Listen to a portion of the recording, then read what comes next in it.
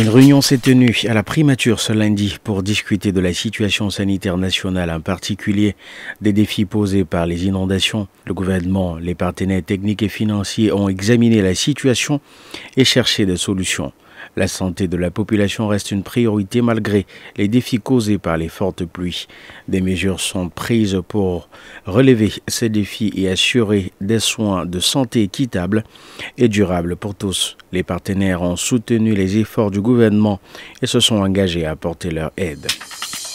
Le 22 août 2024, l'Alliance des États du Sahel a franchi une étape majeure en matière de communication régionale en annonçant le lancement imminent de sa Web TV. Réunis en atelier, des experts en communication de l'AES ont présenté une nouvelle plateforme numérique certifiée dédiée à la diffusion de contenus audiovisuels au service de la Confédération.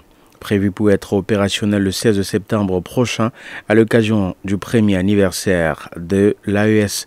Cette Web TV vise à renforcer la transparence et l'efficacité de la communication régionale. Selon les experts, cette plateforme innovante permettra de diffuser une information claire et complète sur les enjeux de la coopération régionale tout en faisant face à la guerre informationnelle qui affecte la région. À Berthe, dans le canton Béro-Kélo, une altercation entre des jeunes et des forces de l'ordre a conduit à des violences. Des gardes nomades ont ouvert le feu sur un groupe de jeunes, tuant l'un d'eux et en blessant deux autres. En riposte, les jeunes ont incendié la moto des agents. 2 personnes impliquées ont été arrêtées et transférées à Dafra sur ordre du préfet du département de Mambagué. Les causes exactes de l'altercation demeurent inconnues pour le moment.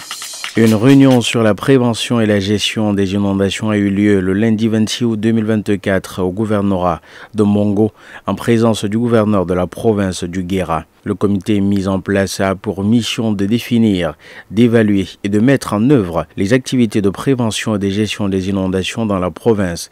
Il est composé du gouverneur, du délégué des finances et de la déléguée de l'action sociale et sera chargé d'assister les sinistrés, de coordonner les actions humanitaires et de mobiliser les appuis auprès des partenaires.